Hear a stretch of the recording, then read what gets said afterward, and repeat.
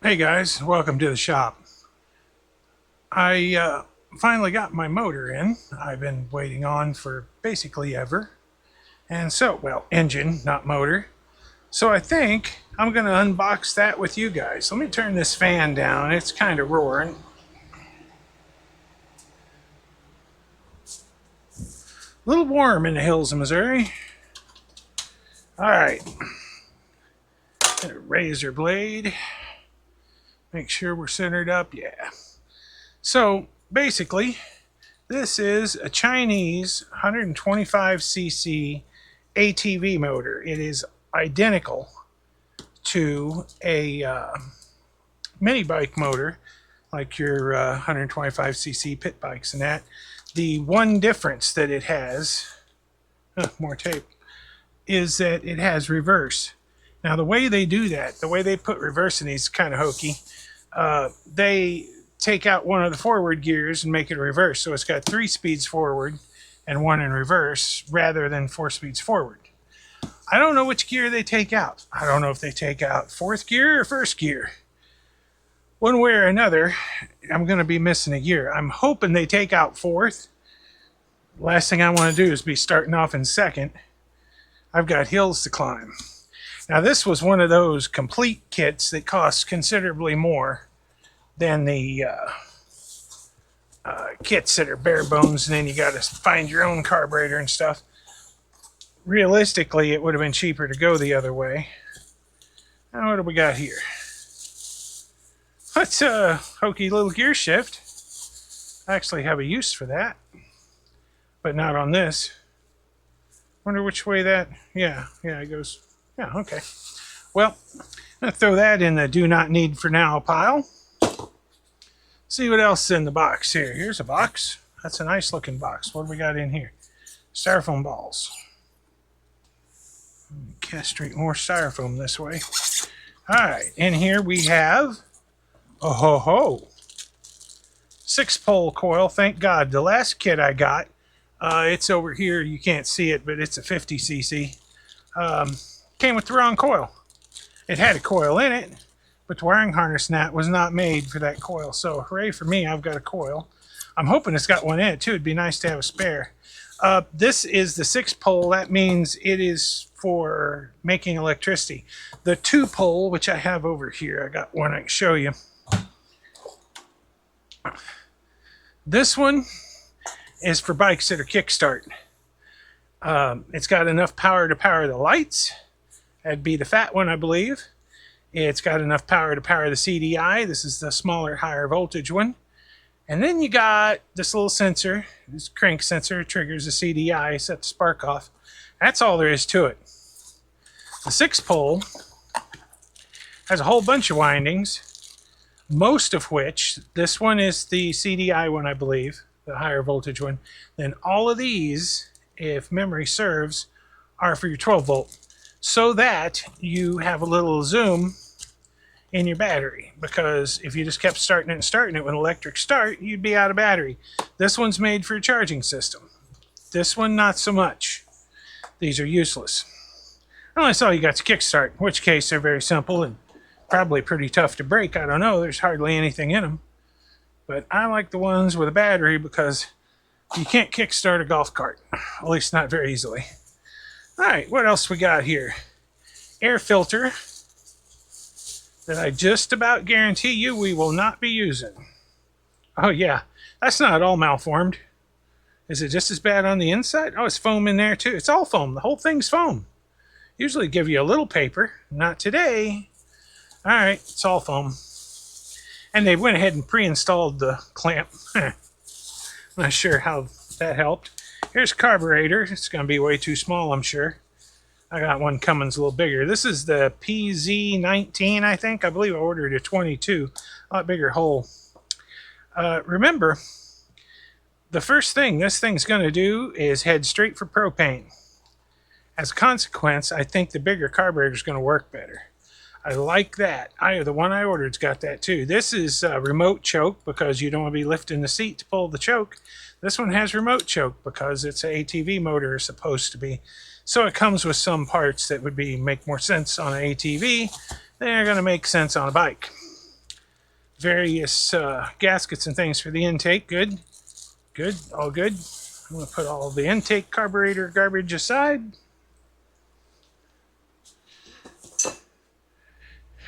Converting this to propane is probably going to be just about as much fun as it sounds. But it has to be done. That's the direction I'm going. Let's see, now we got two things jammed in one hole. That is about the smallest intake riser I believe I've ever seen. I guess it goes like that. Well, good news is I had the foresight to plan ahead for this very issue. Room will be critical. I just got this feeling that making space in this thing is not going to be fun. And so, if it's in this box still, it's not. Wonder where the hell it went. Well, somewhere I have a little doodad to show you, but I'll have to find it later, apparently, because I'm not seeing it for some reason. I've got a little adapter that you can put on the engine. And basically, you can put it on there and you can position this numerous different places. So you can have the carburetor sticking out to the side at a strange angle. I used to put motors on motorized bicycles, and I saw immediately this 50cc was not going to go on a bicycle with the way the carburetor was meant to go on there. So I made some changes. Okay, we got a good voltage regulator. That is a lot better than the one that come with the 50. The kill switch and stuff, yeah, we're going to be converting that to key. Headlights, we'll cross that bridge and burn it when we come to it. Okay, so that's basically all the electronics. I'm going to pull them out and show you just in case you ever get one of these kits, you know what you got. So basically, it's going to come with solenoid for the starter. That's just like a solenoid in a lawnmower or anything else. When you put the power to this, it connects these two things. One of these goes to the battery, one of these goes to the starter. So as soon as this gets power, solenoid, a big magnet in there, shoves a copper bar up, touches these two together, and boom, you're cranking. This is the coil, pretty self-explanatory there. It goes on the spark plug, makes spark. The key, well, you know, this one works. I got one time that didn't. You could turn it, or no, you couldn't turn it. You put the key in and nothing. I don't know if they cut the key wrong, gave me the wrong key. I think it's all the same, but who knows. Anyway, it's got a key. CDI box. It's like 6-wire, 5-wire, 5-wire. And all your wiring, and they always tape. Yeah, they always tape these two to one end, the back end, I believe. Now, oh yeah, it's multi-pin. This one is multi-pin. That 50cc motor's got a plug on it, and it's going to end up getting converted to pins because I ain't got that plug, and this one doesn't either. Okay, let's put all this junk, just riff-raff in here. We're just going to halfway stuff it. Good enough. Oh, bag. It don't need to be in that bag. This is the cover for the chain. Jesus Christ, is that the thinnest piece of metal I ever did lay my hands on? Oh my God, it's like a whisper. It weighs nothing. It's like paper. That gives me a little pause. The one on that 50 is 3 times as tough. Well, 50 costs a lot more. Believe it or not, 50cc motor costs more than a 125. That's what this is supposed to be, a 125. All right, we're getting this part out. Set it aside for now. And let's get back to what's in the box. Oh my. How am I going to do this? I tell you what. I'm going to set this whole box down and pick the motor up and set it up here. I believe that is the wise way to go with this. Let's see if I can find the way out of the bag too while I'm at it. Oh, more styrofoam chunks. All right, you big heavy piece of Chinesium. Come here. Stupid styrofoam everywhere. Oh my God. There's enough styrofoam here to fix the ocean up proper. All right, come on, for Lord's sakes. Get out of there. Oh, okay. Oof. This looks basically identical to that. Let me bring you around here. Basically look like the same thing, don't they? But that one's 50 cc's. This one's 125.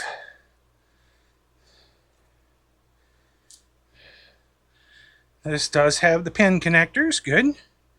And a ground wire, good. All good. That's the starter wire. Free zip tie with every purchase. Huh, that was under pressure. I pulled this off and it went psh. Nice hiss. I'm going to put that on there where it goes. That's your oil overflow. If you're puking oil out of this, you should probably turn your bike right side up. That's what's wrong. Or you filled it way too full. This wire tie. Sometimes, if I get really lucky, I can get a hold of that little lock and save that wire tie for the future. There. Okay, so this is all pretty simple. This is your gear indicator. We're going to end up hacking that plug off of there. Basically, the only things we really need is neutral and reverse. Those lights we want to know. The rest of it, you kind of figure out. There is no provision for a kickstart. Here's where it should be. But we don't want a kickstart. There's nothing we could do with it anyway. They've taken the liberty of taping this shut. Let's see if I can get you down where you can see. This is the intake. That is where this tiny little feller is supposed to bolt on. Like so. Yeah. I ain't seeing it. I don't know if there's enough clearance there or not. Well, there might be. Big honking chain. That's probably 428 chain sprocket on this thing. Let's see here. That's pretty much all of it, I think. Looks to be okay. I'm looking for cracks. Because once in a great while you get one of these and they've dropped it on its head 5 times. I'm not seeing any real disasters here. My God, that is 100 times thicker. Why? Why is that such a piece of garbage? Well, it's no big deal. We're going to survive it one way or the other. It's so weird, though. I mean, technically, we don't even need this silly chain cover. That's all this does is kind of keeps you from sticking your foot in it, which is going to be a virtual impossibility. I can't swap them from the 50, because, see, this has big riser here. You know, this had really better have a 6-pole in it. Because if it does not have a 6-pole in it, you're going to have a problem. And let me tell you what that is. The way those bolt in, they bolt to this piece right here that you can take off on the back side. And if it's not a 6-pole, there ain't going to be holes there to mount a 6-pole. So you just got to cross your fingers and hope. But it almost has to be because it's electric start only. You got your gear shift here. Let's see what the... Okay. All the way up. If you had a foot shift, all the way up's reverse, and then everything's down from there. You step on it again as first, step on it again as second, step on it again as third. Interesting. Would not have guessed it would shift down. To me, it's not going to make any difference because it's going to get a hand shifter. There's a little thing with a couple of cables comes down. It slips on the splined shaft that's supposed to be for your foot shift, but it's got a place where the cable like wraps around and plugs in. And as you move that shifter, it pulls one cable and pushes the other and does the exact same to this. So it's sitting there, click, click. Whenever you move the lever, it goes with it. You can even rig it where it goes backwards. I mean, if you needed to, like if you wanted forward to be forward and for some reason your shifting was backwards on this, you just swap the cables around and put them back in. And then all of a sudden, forward is shift up, backward is shift down or reverse. Anyway, there's the motor and the cheapest freaking chain cover I've ever seen in my life. How that one is so high quality. Everything about that one. That 50 is built like a brick outhouse. This thing here, well, let's hope the insides are tougher than the outsides, because this cover is pitiful. I am absolutely unawed by that cover. That's pretty much it, though. We got to source some more stuff. Exhaust. I'm going to have to make that. I mean, but I need the part that bolts on here. I think I got one. I'll poke around my stuff and see. Boy, that's a small intake. I don't know if I like that small intake. Wonder what I got over here. Well, I got a big beefy one, but I don't think it'll fit. There's one that's, well, obviously a little bit bigger. Problem is, this hole is not bigger. So if I put that on there, I guess it goes this way. Maybe it goes this way. Yeah, we're going to say it goes that way. I'm not sure if it does. It might. Remember, in the golf cart, I got some room to play. So I can move this around as I see fit. I've got to come up with a mounting solution, because the way this is meant to mount, let's just roll some pieces around. The way this is meant to mount is these two large holes here. Supposed to be a mount there. Supposed to be a mount there. They are gracious enough to give you 4 big old bosses here, but I don't know that those are really designed, rated, or warranted for holding the engine. I'm going to put bolts in them, I just about guarantee you, but this can't be it. There will be more. I probably will find a way to connect that to the 3/16 plate that I've put in the bottom of that engine bay to bolt stuff to. I've got one solution over here. I wouldn't call it a solution. I'm not even sure what the point of this is. I think it's supposed to be a reinforcing cradle, but how often do you detonate the bottom of your engine? I mean, how strong does it have to be? But this bolts in those holes you saw, and it bolts in this back mount. So basically, you put this in here, and then this, I don't know why this sticks out farther. I just don't know. I don't know what the point of all that is. But anyway, you bolt this on the bottom of your engine, and this in this hole, and everything lines up and everything bolts down. But what it gives me is something I can weld to. This is steel, and that was the reason that I ended up with that. I've also got kind of a skid plate that will somehow bolt on here. I haven't really looked that over close, but it looks like it bolts on the bottom also. One of those two things will give me something to weld to, so that I can fabricate some kind of mount where the engine can come in and out, but where when it's in, it maybe have a little bit of room for adjustment on the chain, a small amount of adjustment. It don't need to move more than one link. If it needs to move farther than you can go, and it's farther than one link, you just drop it back down, knock out a link, and go again. Of course, if your chain stretched that much, maybe you should get a chain. Anyway, that is the engine, all 125 cc's of it. And it says it is. Now, you can't trust everything you read from China. This one says it's 124 centimeters cubed. So that's 124 cc's. A lot of these are actually 110. I'm hoping this one's actually 125. But I've got to tell you, the quality difference between these two engines, I can't explain it. I mean, this thing is thicker, nicer. The paint job's better. The castings are that is twice as thick as this thing. This thing literally feels like you're holding a piece of plastic or paper. It's metal, but it's some kind of BS metal. I don't think that's even aluminum. This, when you've got that in your hand, you know you got something. It is much thicker. And I suspect most of the motor's that way. So this concerns me a little. Got a little QC thing there. It says okay. Before starting, and check the engine oil level. There shouldn't be any in it. It was just shipped here today. All right, Oh, another thing I want to look at before I cut to another shot. I've got the thing that's going to make this work under that seat. Well, it'll help. It'll be part of a two-part solution, but you got to remember when you're cooped up under that seat, there's not a lot of air. What I got, a couple of hoses, an oil cooler,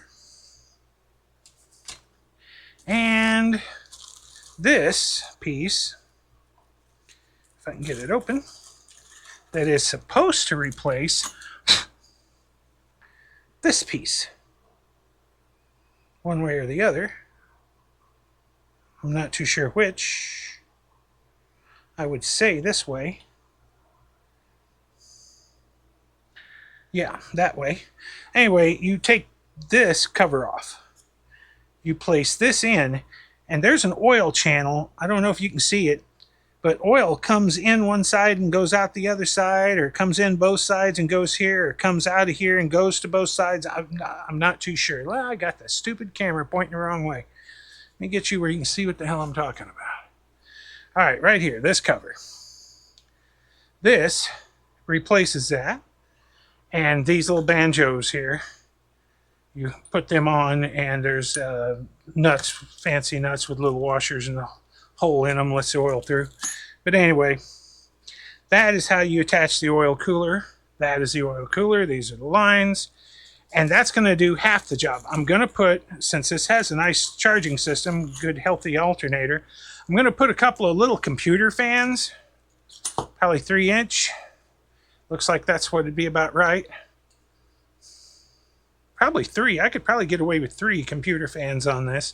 They don't pull enough watts to matter. They pull like half a watt each or something. It's 100 milliamps or something. It's very little.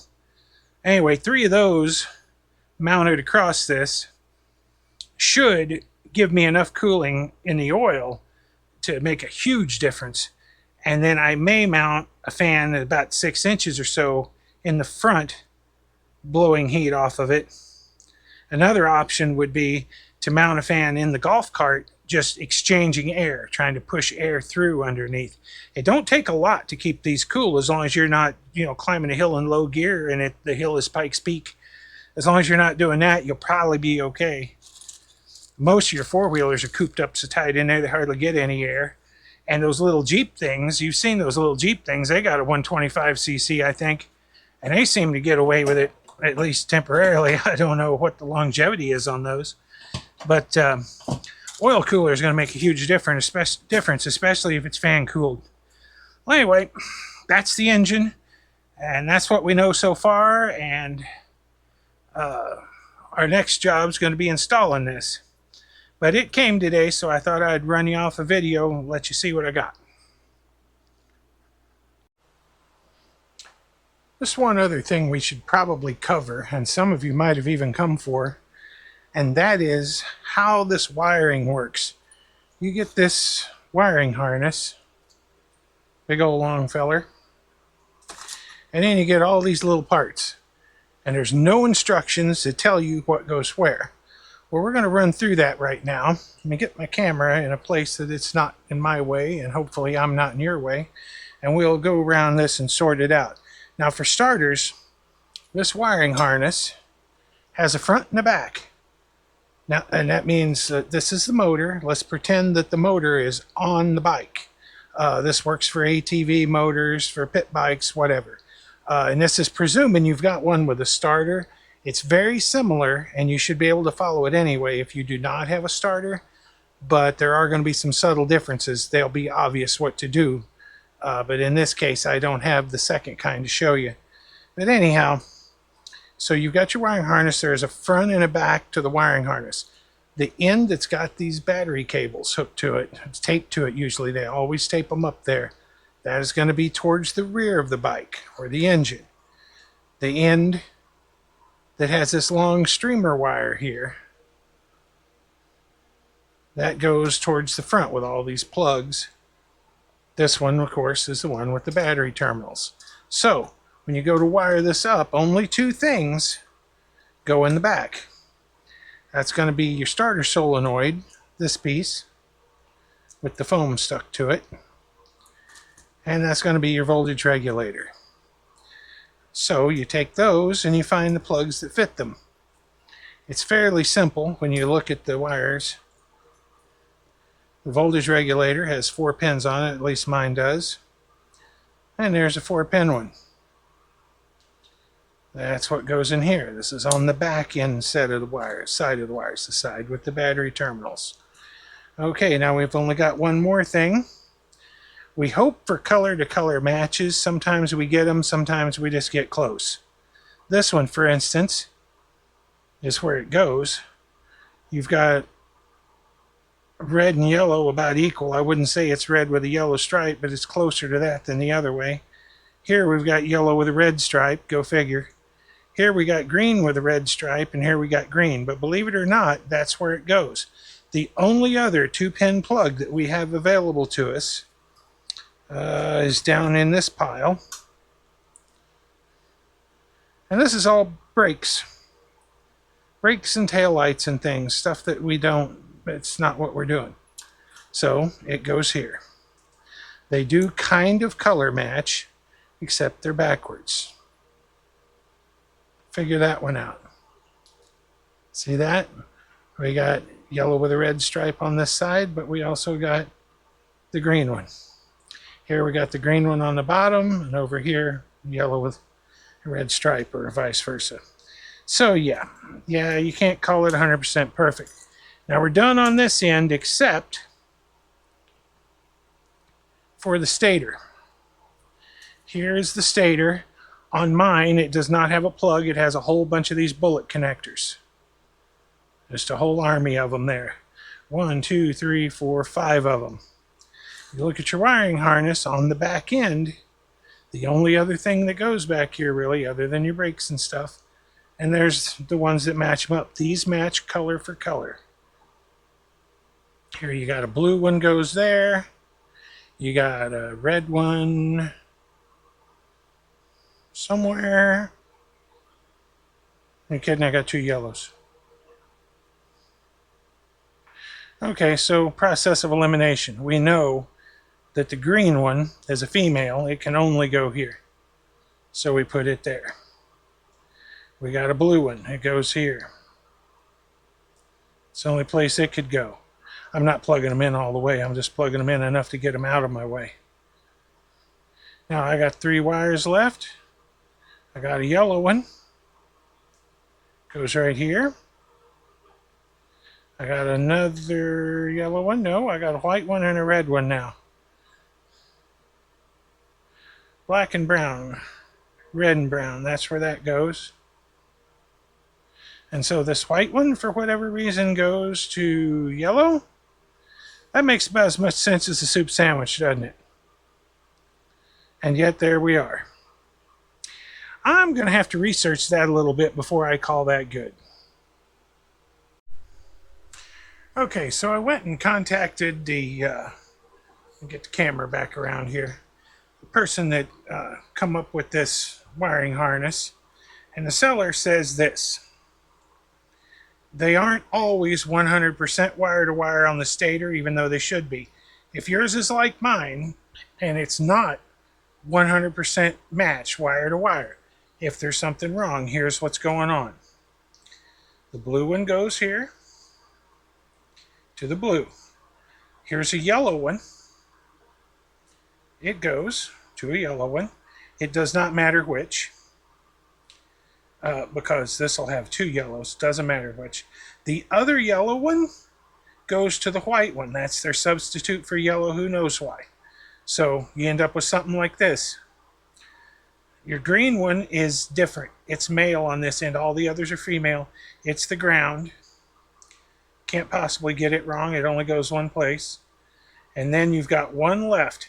The black and red one that doesn't have a match over here, well, that's black and red, but you got to really look close. There's a little tiny red stripe. So it's black and red. That's a match. So you would have, if you went through and looked for matches on everything, the one that would be a misfit is this white one. It's as good as a yellow one. Okay, so in review, this is the back end of the wire, the harness. The front end takes off that way. We'll deal with him in a while. The only things that get plugged in back here are the voltage regulator. It's 4 pins. It's the only thing that could be plugged in there. And then this one could go one of 2 places, but this is the right place. The wrong place is this green and white. Green and black and white. It's green and black. We'll just call it green and black. And I know that because you've got brakes up front that do the same thing. Here it is. Green and black. That's a brake wire. Okay, so now we have this end wired. Let's move to the front. Let me turn the camera just a little. Probably don't have to, but I'm going to just to be sure. Okay, so what goes in the front? Well, let's see. We've got the kill switch, start button, headlight combo. It is a 6-pin. We start looking through our stuff here. How many 6 pins could we have? 1. Now when we go to plug this in to our 1 6-pin, nothing, and I do mean nothing, matches. We got red over here, we got brown over here.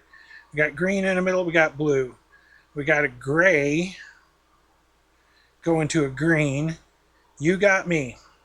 But the only other place it could physically fit is this 5-pin connector, and that's wrong. That 5-pin connector is something else we will get to. Okay, so we're going to plug the switch in there. That's where it has to go. Now we got a 2-pin. And we start looking for 2 pins. We have 2 choices. And again, black and green here, that's a brake. So it has to be the other one. It's funny to me because on this one, we've got a green with a red stripe and a yellow with a red stripe. Here we've got green with a yellow stripe, red with a yellow stripe. But here we got brown and blue. Go figure. Figure that one out. That's where that goes. Okay, we're almost done. What do we have left? Well, we got a key. The key has 4 pins. Now they've got back on track again, it looks like, because when you go to line this up, it almost matches. There's only 1 4-pin on this in the front. Take it back. There's 2 4-pins, but male. So yeah, there's only 1 4-pin place that the key can go. When you plug those up and then look and see how they match, good luck, because these are the cheapest, crappiest connectors in the history of cheap, crappy connectors. These, I feel like, have some kind of award coming to them. There we go. Okay, so we got those 2 match, black and black, red and red, that matches. Here's green and green, that matches. And this is black with a white stripe, black with a white stripe. Everybody matches on that one. So we win again. And we've got the CDI. It only has 5 pins inside of it. Bent and crooked as they might be, that's how many it's got. Let me straighten them out just a little bit. Make our job easier. Okay, so here's the CDI. Now I know this is right because of the wiring colors. The blue and the yellow and the red with black there. I know where those are coming from. So it just plugs in right there. Boop. That's where it goes. Now we got one thing left. And it's got 2 little bullet connectors. Green wire and a black wire. This is the coil. The other end of this coil goes over here in the spark plug. I'm not going to actually plug it in, but poke it in there like it kind of goes. Alright, so we're looking for that. And here are a couple of yellow and green and black. So we got black with a yellow stripe. Here we got yellow with a black stripe, more or less. So that's where that end goes. Then the green wire, it's green with no stripe, green with no stripe. It goes there. Now we're almost done. I'm going to untape these battery connectors. There's just a little bit left here, and I might just as well show it all to you. All right, well, maybe. If I can find the end of the tape. There it is. Alright, so we're going to get these wires off. Well, they tape the tape to itself. Just put that out of the way. Alright, now we got these two. As you can see, they got little wires trailing off to them. Now, this one, these, in fact, both of these with the little lids on them here, the little insulators, those go to your battery. Of course, that one is marked clearly and it's red, but it's marked clearly plus. This is marked clearly minus, negative and positive. So what do you do with these? Well, you might think this goes to the starter, but it's got to go through here first. So basically, I'm just going to put this on loosely. I'm not tightening it down like I mean it. One red one, and this red one can go anywhere. It can go on this side and go on this side. It makes no difference. Because all that happens when you apply power to the solenoid with the key, these two wires, power comes to the solenoid, hot and ground. When you apply power to that, a big heavy copper bar inside gets pulled up by an electromagnet and connects these two posts together inside where you can't see, and that makes a circuit, connects the circuit. Once the circuit's completed, cranking, we will go. This end comes from your starter, goes on the other side. So you'd wrestle this around and get it pushed out enough that you could wire it on. You'd take off the nut on the other side.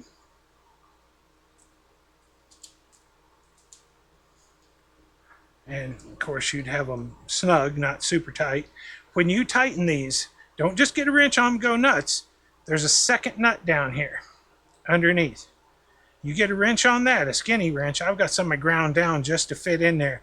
But you get a skinny wrench on it and hold that one still and turn this one. And don't tighten it like you're trying to kill it, because these are generally copper. These are probably copper plated because they're from China. But these are usually copper, and they will strip almost immediately if you put too much power to them.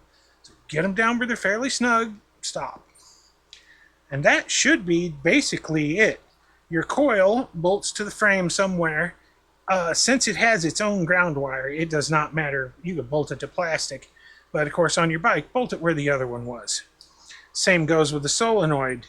It has these little plastic holes here, little slots, and there's something on your bike where that's supposed to slip on, and that'll keep it there so it's out of trouble.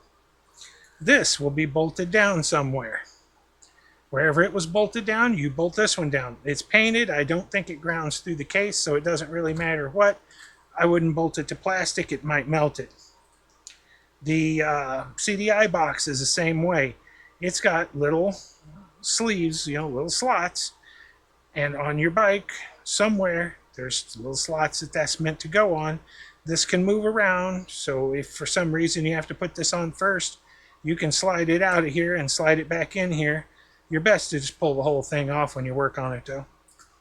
And, your key. Yep, key's plugged in. I already did the key. Not much to that.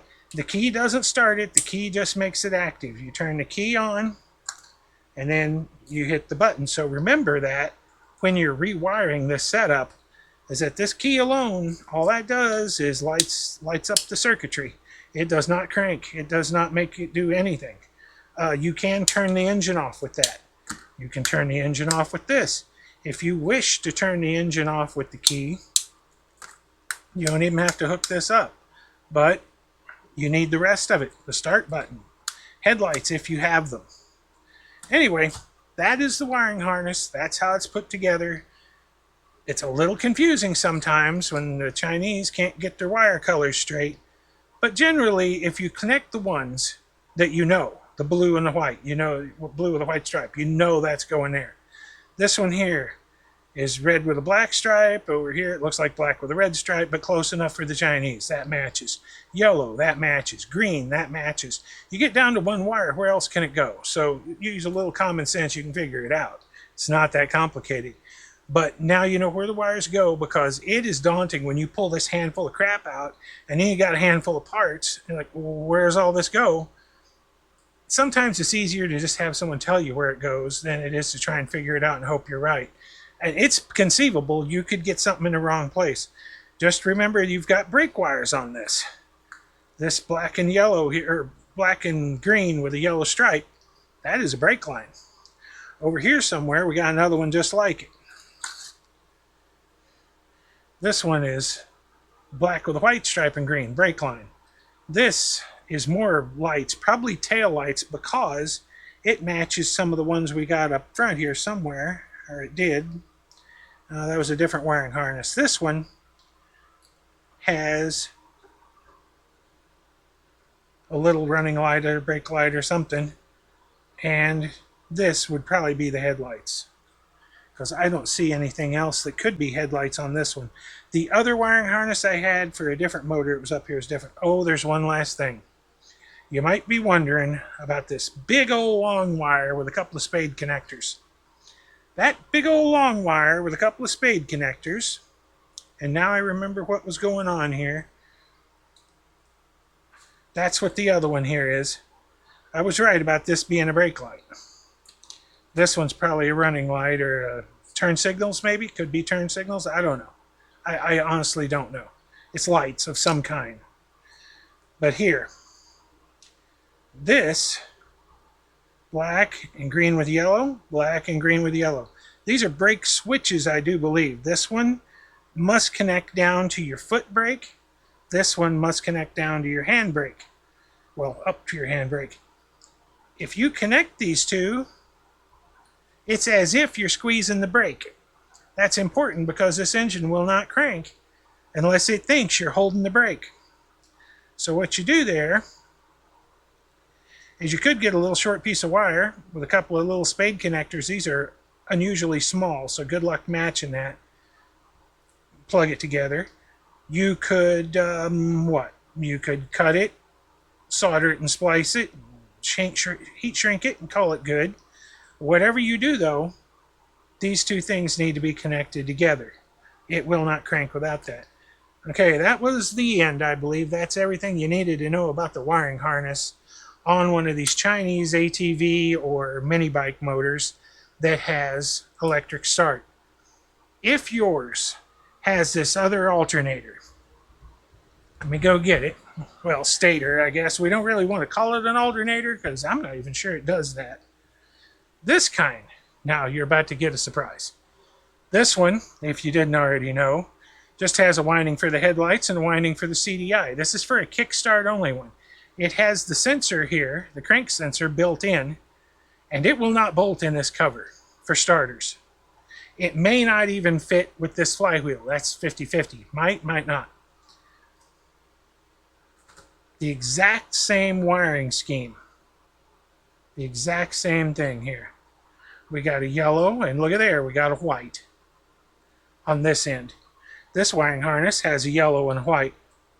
Figure that one out. So this wiring harness would have matched this thing. Anyway, it's got a black and red. It's got a blue and white. It's got a green. So wire for wire, it would have matched this. Figure that one out. But anyway, I've got an AC or a DC CDI, I'm pretty sure. That's what it would come with. Why would they send you the wrong CDI and then it not run?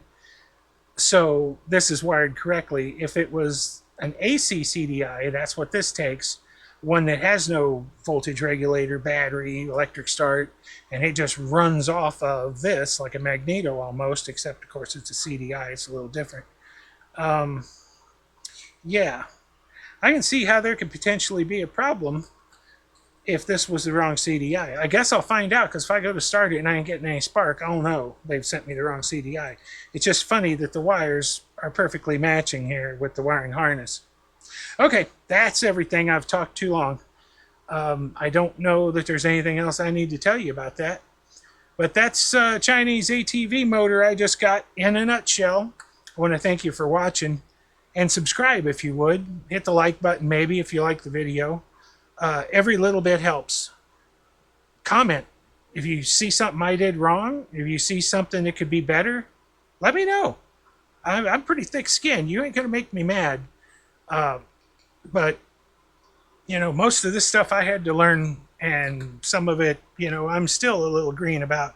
A lot of times this stuff comes pre-done and I don't have to figure it out. And then when I do have to figure it out, sometimes you guys are going to have to learn with me. But Anyway, I digress. This video is running on too long. I want to thank you for watching, and we'll catch you in the next video.